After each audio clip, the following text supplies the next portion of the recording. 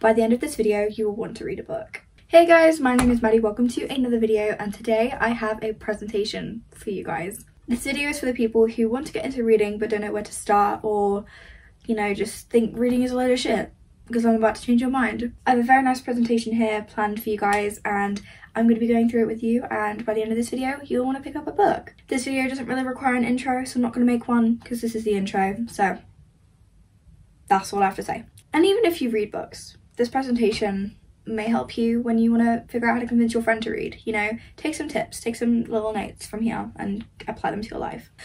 But anyways, that's talk over. Let's get on to the presentation. What do you guys think of my little, you know, cover? I think it's very cute. You'll want to read after this. You'll want to read after this. Now, you may be a little bit adamant that reading is boring because you look at reading as a hobby and you're just reading words on dead trees, which is true. But it's all up here. Yes, it's on the page and they give you the prompt, but it's all up here. So when you have the argument of, but books are so boring. No. No. You simply need to find the genre for you. So I'm not having that. Oh, my camera's gonna fall down. My camera really does not want me to make this video, but joke's on you, I'm making it anyway. I'm not accepting this as an answer because, come on, just know. Just know if you even think about reading for a second, it's not just reading words on dead trees. It's in your brain, it's the imagination that comes with it, you know? You've got so many different genres. You've got fantasy, you've got classics, if you want to read your classics, you've got romance, and you've got mysteries. There are so many more genres in this. There's like little mini mixes, like romantasy in there, but overall those are the main four in my brain, or that I could think of when I made this presentation. The list goes on. Like I said, that is not an exclusive list. You can read any genre you want to read. I guarantee you, if you think it, it's written somewhere. First of all, we've got fantasy. Fantasy is my favourite genre, so I am slightly biased. It's literally visiting other worlds, quite literally. You know, look at these images, you know, you want to go to these places. Oh, you can, through a book. And it's so beautiful. Like, look at these are gorgeous. You cannot tell me you do not want to go there. Moving on, assassins, dragons, magic, etc. Like, just think of Harry Potter. Think of, you know, Lord of the Rings. You got it right here, you got it right here. You got an assassin, a beautiful one that reminds me of Selena Sardothian. I love her. And you've got magic. This whole slide is giving Selena, you know, really is. Just look at it. You cannot tell me you do not want to experience this. Like, sorry, I'll be seeing the same thing. Here's a little bit of a self-promo. Do you not mind me? It's my favourite genre, and hence I make a lot of videos based on it because it's very visual and it's very easy to kind of immerse someone in it, you know? And I make a lot of reels on Instagram with these themes, so you can go watch them. If you're a reader and you want to watch some bookish content, go watch these videos. But like, you can see the colour tones in these and everything, you know? I want to read fantasy, but where do I start? I got you. Here are some book recs, because this video wouldn't be a video without book recs. First, I've got Shatter Me, because this is the first fantasy series I properly read. It's dystopian, but I love it. And also, if you're not really on the book community, if you've clicked on this video, you've probably seen it at least. This is Aaron Warner's book. So if you want to read that, read Shatter Me. I will tell you, it is not the best book in the world. It's good for a starter though. So I would recommend it. We've got Once Upon a Broken Heart by Stephanie Garber, my personal comfort series, and it's been my favourite for years, and I will forever love it. It's just such a cute little fairy tale wrapped in one book, and it is so good. It's amazing. And then we have Babel by R.F. Kuang. This kind of represents any R.F. Kuang book. She is my favourite author of all time, and she really writes emotional damage. That's all I can really say about her books. They have very political themes in them. They're very good for, like, you know, very serious themes, but also in a fantasy world with, you know, trauma and literal emotional damage. So if you want to cry, read her books. But they are honestly masterpieces, and that is like the top level you will ever find is in R.F. Kuang's books. So that is the level you kind of want to reach. And it's also, it just makes you feel smart for reading it, because I don't know what it is about Babel, I just felt like I was so smart for reading that book. So if you want to feel better about yourself, read Babel. I'm also not the only person who said that. I made my friend read Babel and she loved it, and she said she felt smart for reading it. So Take my word and hers. And then a recent book I've loved is Ninth House. It gives kind of the similar vibes to Babel because they both take place in schools. Babel is in Oxford and then Ninth House is in Yale, but it kind of gives off the same kind of society, you know, school vibe, you know? And they're both kind of dark academia, so I love them. But Ninth House is so good. It's like recently captured me and I would really, really recommend it as a fantasy book. And I'm in the middle of the second one and I love it. So yeah, read it. Moving on to romance. This is a much happier sometimes genre and it kind of offers you comfort and is cute and is easy to read. And this was the genre that like kind of got me into reading because obviously I love romance. Who doesn't love romance, you know? And I love being a little fangirl over like my favourite couples and stuff. It's like so good. And this is where you can kind of get romance in a lot of different genres. Like you can get mystery with romance in it, you can get fantasy with romance, that's called romantasy, and like almost every genre you find can have romance in it. So it's a very, very wide read, wide written genre. You can obviously get books without it, but like it is in places and you can easily go find it. It never fails to raise my unrealistic standards. Yeah. At this point, my standards are like up in the sky, way too high because of these books. And that's low-key a good thing, so it means I don't get hurt as easily because I don't let stupid people in my life. And that might be good for some of you guys. And then it's also my second favourite genre just because it's like everywhere. And also, who doesn't love romance? I know I've already said it, but like, who does not love romance? Let's be real here. Anyways, as for book recs, I would recommend The American Roommate Experiment by Elena Armours as my favourite standalone. It was so good. It was the perfect rom-com in a book and I loved it so much and I was addicted to it and I loved it. I really, really did love it. Then we've got the Twisted series by Anna Huang. This was one of the series that kind of really got me into reading and I really, really enjoyed it. And something we'll touch on a little bit later is I love like dark stuff. So having the romance with the dark stuff alongside it was just perfect to me and I loved it so much. Hey, I'm editing. Just want to disclose that's not me saying I like dark romance because I do not like dark romance. But I don't judge people for reading it, that's fine. But what I mean by like I like the dark stuff along with it is like the things you'd get in like a thriller or like a mystery or like just trauma.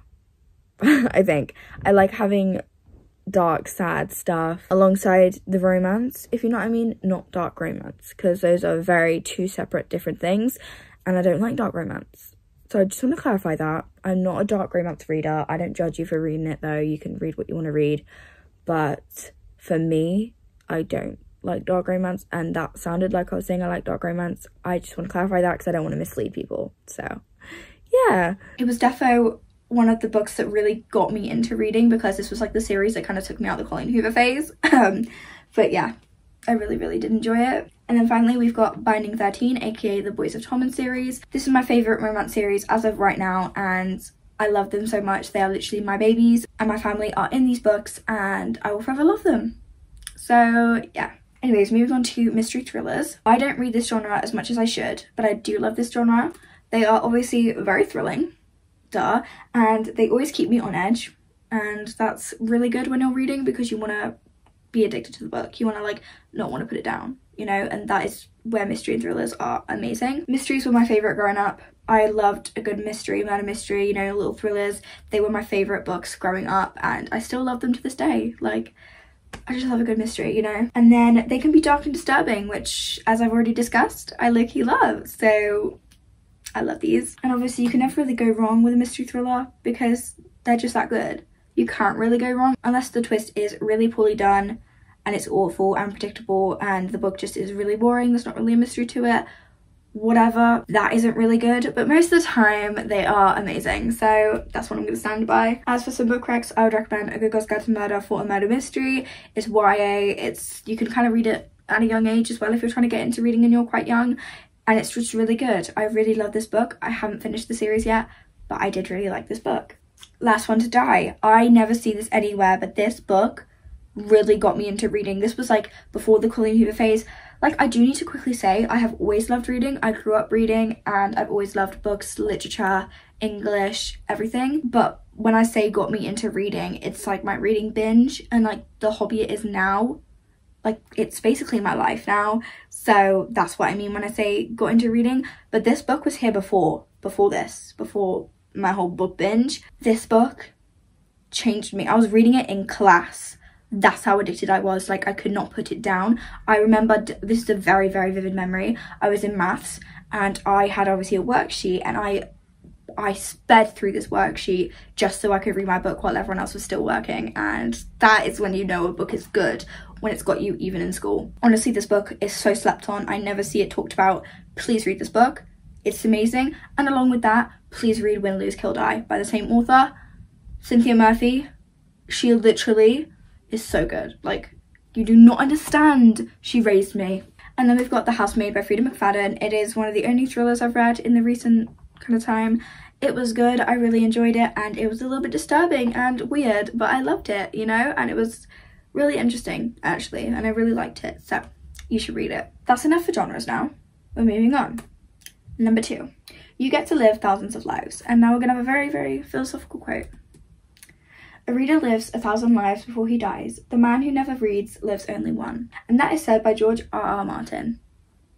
Great quote, I love it. And he's honestly right, because imagine not discovering different worlds. Imagine just sitting in your bedroom all day, doom scrolling, which we'll touch on later, and just not living any fun lives. You just sit in your room, you never get to be an assassin, you never get to fall in love millions of times, you never get to solve a murder. What are you doing? I could never be you. That is just so sad. And I know if you're watching this video, that might be you. I don't mean that offensively. I'm just trying to bring you to the light side, you know? Books, as you can tell by my room, I love books, and that is for a reason, okay? It's a very popular hobby for a reason. It's not boring, trust me. Books can literally change your perspective on lots of things, and it really opens your eyes to a lot of things, and I love that about reading. And like, you can experience situations you never would in real life, and you get to go through a million different things that are unrealistic, or just like the average person doesn't really go through. And I think that really helps open your eyes to what other people go through and understand people a lot more. And along with that, I personally think that readers like tend to be more mature and like emotionally intelligent because of what they read, and they kind of have like a deeper understanding than a lot of people, because a lot of books touch on very like serious topics, and I think that that really opens our eyes to a lot of the world that like the average person doesn't see, and it really helps us understand people. And I personally think that readers are very emotionally intelligent and mature, and I love us for that. It does sometimes make you feel like you stand out because you're surrounded by people in school who are not like your emotional intelligence, but it's okay, because at the end of the day they'll get there. I don't really mind, and you can get there one day. I am obviously not speaking for everyone, I'm speaking from experience and from people I've met, but yeah, you never know. I have an example about this which I think is very, very good to talk about. I will just say a quick trigger warning for, you know, a sensitive topic. We're going to be talking about and how a victim goes through essay, and if that is sensitive to you, you can skip to the timestamp I'll put on screen, but otherwise you can continue watching, because I think this book is a very good example of, you know, what readers get to read about and how they can kind of grow an understanding of something that they might not go through in their life, you know. And that example is The Way I Used to Be by Amber Smith. This book is really good. This book basically follows a girl called Eda McCrory who is a victim of rape. And it's in literally the first chapter that we see what happens to her, what she goes through, and how difficult it is for her. And the person who did it is not just a random person, it's her brother's best friend who she trusted and looked up to, and also someone that their family really, really trusts and loves. And that kind of in itself shows that like you don't always know what type of a person someone is until it's too late. And I love that kind of like theme and the way that they represent that. It also shows how like she deals with it, and like her coping mechanism, and like how she copes with what happened to her. It also does a good job of representing like the doubt that she goes through, and for a lot of victims they kind of, you know, doubt that people would believe them, or kind of doubt that it even happened. And this book really helps show us the doubt that she goes through, because she doesn't believe that her family will believe her, because obviously, like I said, he's a very trusted member of the family. So she doesn't believe that they would choose her over him, if that makes any sense. And also something I haven't written on this PowerPoint and I'm only just remembering is that like it shows how no one tends to notice what's going on until it's too late. Like, something about this book is I think she sleeps in a sleeping bag for years after it happened, because she cannot go in her own bed, because that's obviously where it happened. And it's just, how do you not notice that? it amazes me how you don't notice that someone is going through something, and that like how bad it is that she's sleeping in a sleeping bag in her bedroom on her bedroom floor for years.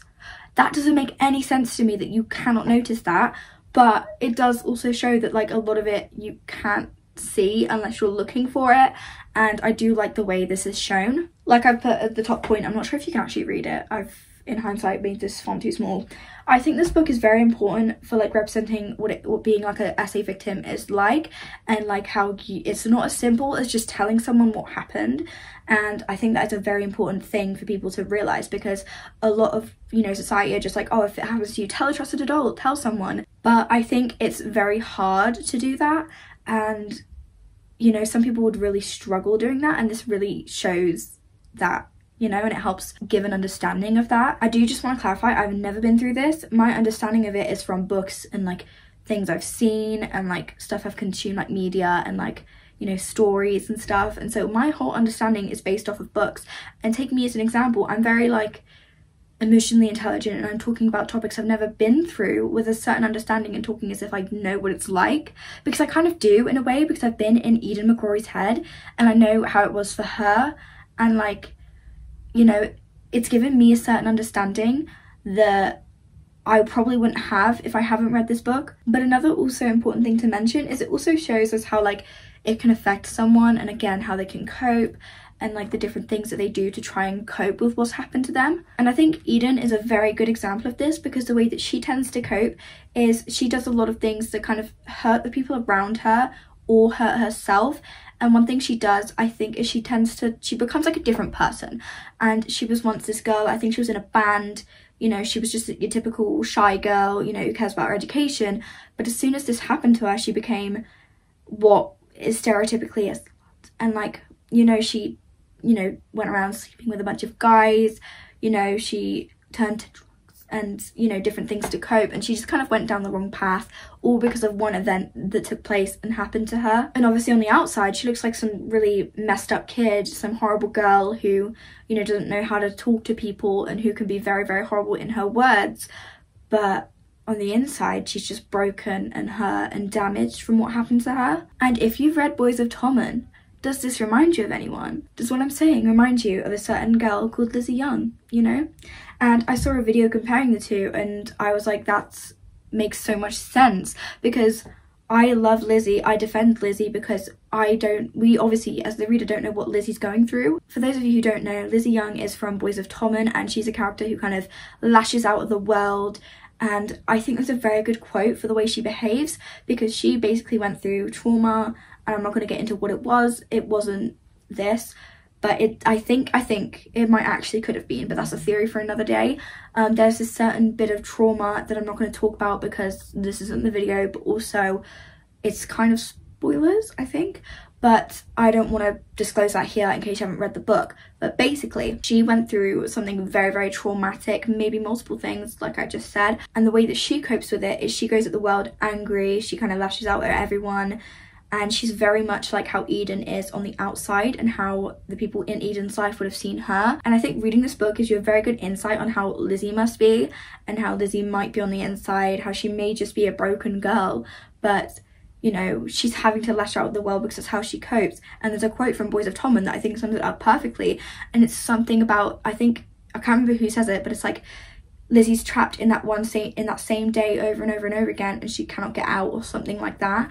And it's just talking about how she's reliving that same traumatic day over and over and over again, and she's just struggling so much that she's taking it out on the world, even though she doesn't mean to hurt people, she is. And because I read this book before it, I think I had a natural understanding of her, and like I wanted to defend her and, you know, not judge her before we actually have been in her head, you know. And I think because of this book I've had that, and I think that's a very good way to be, because if you judge someone by how they're treating you, yes, the way they're treating you is not okay, but you also have to think about what's going on with that person for them to be acting like this, because you never know what's going on at home. And I think that is a very important thing to think about, because yes, some people are just horrible people, but most of the time something has led them to be that way, if you know what I mean. And this book really helped me see things from another perspective, and kind of get that understanding, which I don't think a lot of people my age at least have. But yeah, I just wanted to share this as an example because I personally really like this example, and if you haven't read this book already, please read this book because I think it will really help you gain a different understanding into a lot of things that people go through. But on the positive side of that whole discussion, you know, you get to experience things like love, friendship, adventures. You can find comfort in characters you get to know and love. Like I said, Boys of Torment characters are literally my family because I've gotten to know them so well and I literally love them with all of my heart. You get to experience magic, battles, challenges, you know, adventures, everything like that. You also get to see more than just the world around us now. You get to visit places you only have ever dreamed of. Because who wants to stay here? Who wants to stay in this boring room, you know, with these boring things? You know, yes, you've got technology, but like, I want to go fight dragons. I want to go, you know, shoot fire out of my hands. I want to, you know, get into a battle with bloody knives, you know. I want to be an assassin. I want to be Selena. I really do. You can experience anything you wish for, as I can almost guarantee you that, like, whatever you think of, it's written somewhere, like I already said. You think of something, there's definitely someone out there who's already written this and you can just go read it.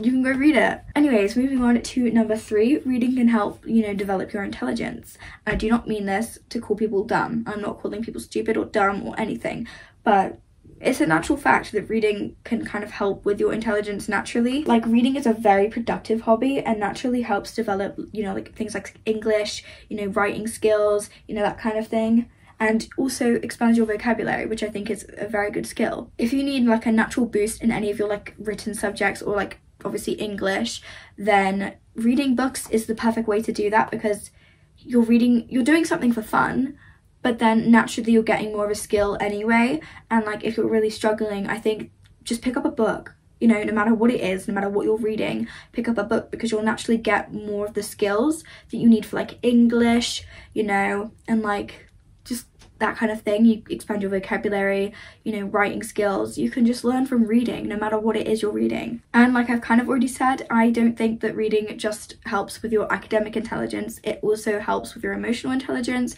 and those are very, very good, important things that you should have.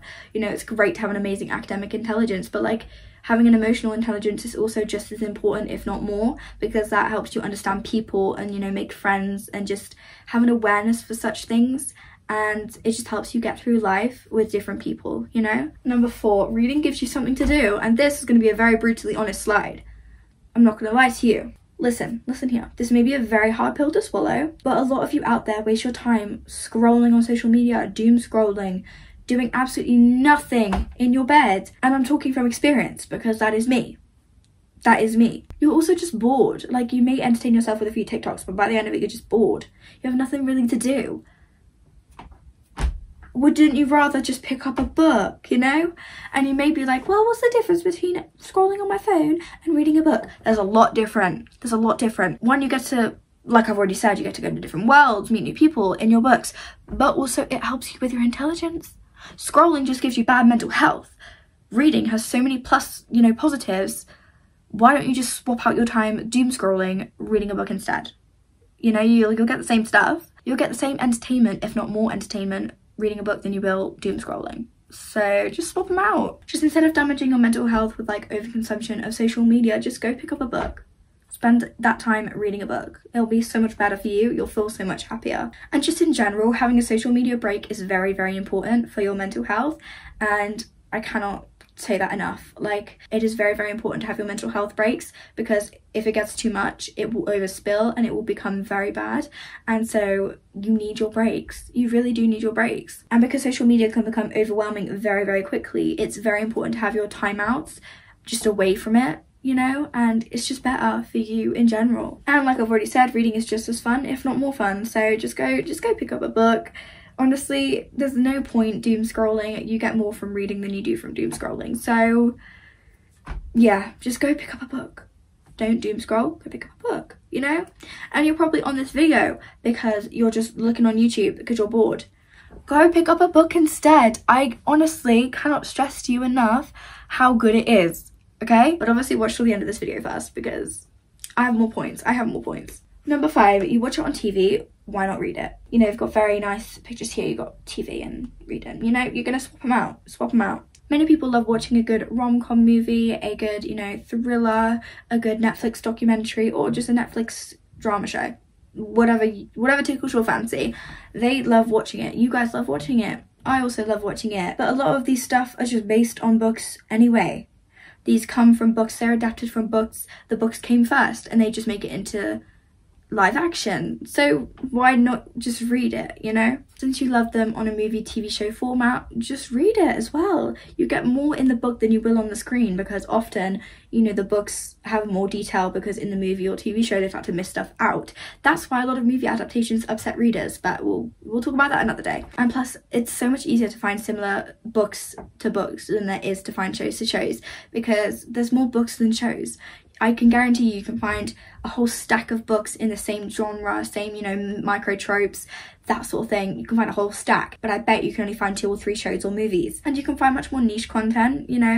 You have a very specific thing you want to see, you can probably only find 1 or 2 shows on that, but you can find a whole bunch of books. I can guarantee. And plus, also, the books are more specific to you in the way that, like, it's in your head, so you can imagine it how you want to imagine it, not how some writer or director has chosen to present it to you. Like, if you want to imagine, you know, the way a character looks, unless it's described to you, you can imagine how you want to. You can imagine their voices, you know, the surroundings. Yes, you get the prompts for what their surroundings look like, but at the end of the day, it is all your own. And I think that's much better than just guessing what's handed to you. You know, you get to have your imagination a little bit, you know? Well, now that we've reached the end, tell me, don't you want to pick up a book? Don't you want to pick up a book? If the answer is yes, my job is done. My job here is done. I'm proud of myself. You can keep me updated, you know, let me know how it goes. But my job here is done. If not, I'm disappointed in myself, but also thank you for watching until the end, you know. I tried. I tried. If you're stubborn like me, it's going to be hard to convince you anyway, but I tried. I did try. And obviously, if you enjoyed the presentation, please subscribe and like the video, you know, and leave a comment. If you like presentations, I can do more of them. You just got to let me know. And that is officially the end of my presentation. So, do you want to read? Do you want to read now? You should want to read now. I personally want to read now. But yeah, this was a different style video than I normally do, but I did have a lot of fun making this presentation and giving it to you, you know, talking you through it, bringing some new people hopefully to the fandom. But yeah, I hope you have a great day or night, no matter if that's spent reading or doom scrolling, but we'll see. But overall, I had a lot of fun making this video. I hope you had a lot of fun watching this video, and if you did, don't forget to like, comment, subscribe, all that fun YouTube stuff that you guys know by now what you're doing. And yeah, I will see you guys hopefully in another video if you like books now. If my job here is done, you can watch other bookish videos, get some more motivation. If not, thank you for at least being here and giving it a go. You know, I gotta give you that. But yeah, thank you guys so much for watching this video, and I will hopefully see you somewhere else. And if you want to go watch those bookish reels, they are on my Instagram. They are always on my Instagram. Maybe that will be your pushing point. You know, I've had comments being like, oh, you've made me really want to read a book. Maybe you should go watch my reels if you're not convinced. They might convince you. But yeah, thank you guys so much for watching. I will see you guys somewhere else in another video maybe. I don't know. Just go read a book, okay? You will love me forever when you go read a book.